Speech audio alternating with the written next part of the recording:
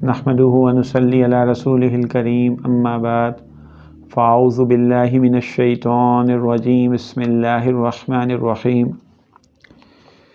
ولو انہم آمنوا واتقوا لمثوبۃ من عند اللہ خیر لو کانوا یعلمون۔ صدق اللہ العظیم۔ گزشتہ آیات میں یہ بات چلی تھی کہ جادو کے بارے میں بتایا گیا تھا اور فرشتے اترے تھے، انہوں نے سکھایا اور اللہ نے منع کر دی کہ اس گندگی سے اور اس چیز سے دور ہے، اور جو لوگ اس چیز کو اختیار کریں گے ان کا آخرت میں کوئی حصہ نہیں ہے۔ اللہ پاک فرما رہے ہیں وَلَوْ أَنَّهُمْ آمَنُوا، اگر وہ ایمان لائیں، وَاتَّقَوْا، اور تقوی اختیار کرتے، اگر وہ ایمان لاتے اور تقوی اختیار کرتے، لَمَثُوبَةٌ مِّنْ عِندِ اللَّهِ خیر، تو ان کا ٹھکانہ اللہ کے پاس بہتر ہوتا۔ یعنی کہ اس گندگی، نجاست، جادو ٹونے میں اور علم نجوم اور یہ نجومیوں اور یہ کاہنوں کے پاس جانے کے بجائے اگر وہ لوگ اللہ سے ڈرتے، اللہ پہ ایمان لاتے اور تقوی اختیار کرتے تو ان کا بہترین ٹھکانہ اللہ پاک کے پاس ہوتا۔ تو تقوی کہتے کہ اس کو ہیں، تقوی کہتے ہیں کہ گناہوں کو چھوڑنا، اللہ پاک سے ڈرنا۔ اگر یہ ہمارے لیے بھی ہے کہ اگر ہم ایمان لے آئیں جیسے اللہ نے اپنا ایمان لانے کا حق ہے اور تقوی اختیار کریں۔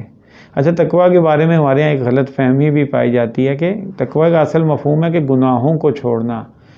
فرائض کو پورا کرنا، جو اللہ نے چیزیں فرض کی جیسے نماز ہے، روزہ ہے اور دیگر معاملات ہیں، حج ہے، اور دوسرا گناہوں کو، کسی اللہ کی نافرمانی کو، گناہوں کو چھوڑنا،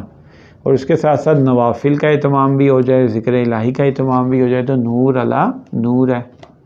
لیکن ہمارے یہاں کیا ہوتا ہے کہ کچھ نوافل بھی لوگ پڑھ رہے ہوتے ہیں بڑے، اور ذکر بھی کر رہے ہوتے ہیں، لیکن گناہوں کو نہیں چھوڑ رہے ہوتے، اللہ کی نافرمانی کو نہیں چھوڑ رہے ہوتے، تو یہ متقی نہیں ہے، یہ اللہ کے نافرمان ہی کہلائے جائیں گے۔ اس کے مقابلے میں وہ بندہ متقی کہلایا جائے گا کہ جو حرام سے بچتا ہے، حلال اختیار کرتا ہے، اللہ کی نافرمانی کو چھوڑ دیتا ہے، اتنے نوافل نہیں بھی پڑھتا، اتنی تسبیحات نہیں بھی پڑھتا، تو اللہ کے ہاں اس کا زیادہ اجر ہے۔ بلکہ ایک حدیث میں آیا بھی تھا اس طرح کی بات کہ دو عورتوں کا واقعہ اللہ کے نبی کریم صلی اللہ علیہ وسلم کے سامنے پیش کیا گیا کہ جو ایک بڑی عبادت گزار تھی لیکن اس کے اخلاق سے لوگ تنگ تھے، اور دوسری اتنی عبادت گزار نہیں تھی لیکن اس کے اخلاق سے محلے والے اور آس پاس خوش تھے۔ تو اللہ نے کہا کہ جنتی، اللہ کے نبی کریم صلی اللہ علیہ وسلم نے فرمایا کہ جنتی عورت وہی ہے کہ جس کے اخلاق اچھے ہیں، جو اتنی عبادت گزار، ایکسٹرا عبادتیں تو نہیں کرتی، اتنے ایکسٹرا نوافل تو نہیں پڑھتی، لیکن اس سے اس کے محلے والے خوش ہیں۔ فرائض تو وہ بھی ادا کرتی ہوگی، تو فرائض کی یہاں وہ نفی نہیں ہے۔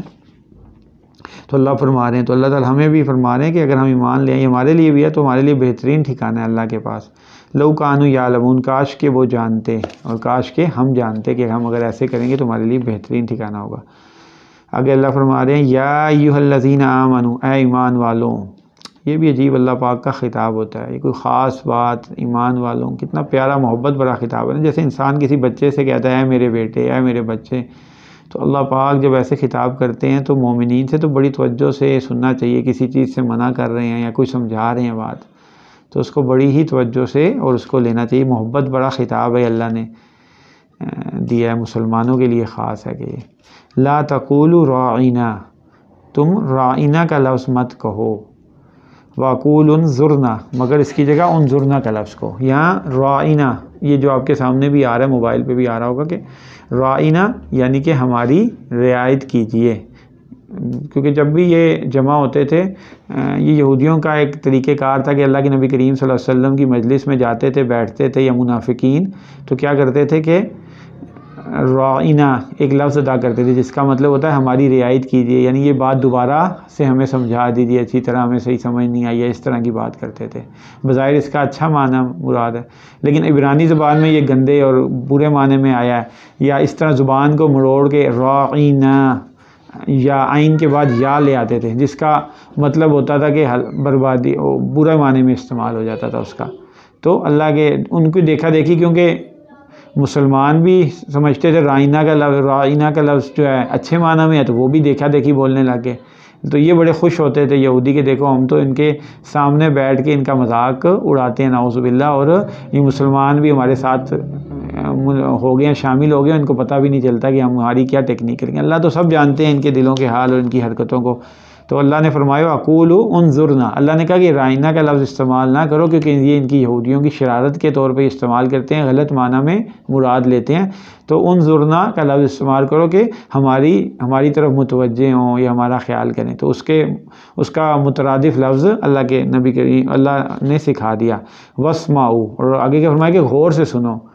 کہ یہ تمہیں یہ بات کہنے کی ضرورت ہی نہ پڑے، جب تم اللہ کے نبی کریم صلی اللہ علیہ وسلم کی مجلس میں بیٹھے ہو اور اللہ کے نبی کریم صلی اللہ علیہ وسلم کوئی بات فرماتے ہیں تو توجہ سے کان لگا کے سنو اس کو،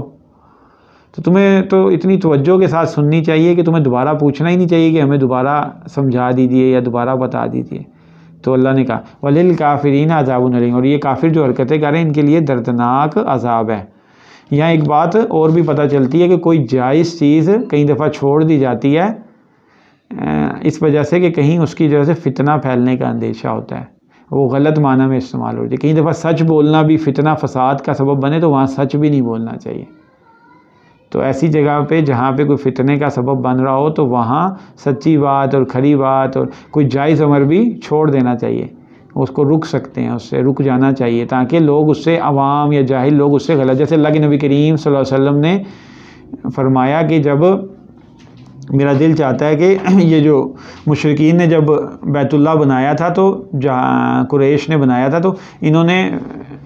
ابراہیم علیہ السلام نے جو بیت اللہ بنایا تھا اس سے ہٹ کے تھوڑی تبدیلیاں کر دی تھی، تو اللہ کے نبی کریم صلی اللہ علیہ وسلم کے جب کنٹرول میں آیا تو ان کا دل چاہا کہ اس کو گرا کے نئے سرے سے پرانے اس پہ اصل بیت ابراہیم علیہ السلام کی تعمیر پہ کھڑا کیا جائے۔ تو انہوں نے کہا لیکن کہا کہ مجھے ڈر ہے کہ فتنہ پھیل جائے گا، اس لیے میں اس پہ نہیں کرتا۔ تو جائز کاموں سے بھی رک جانا چاہیے کہ جہاں فتنہ پھیلے۔ انشاءاللہ باقی بات کل ہوگی، اللہ پاک ہمیں عمل کی توفیق عطا فرمائے۔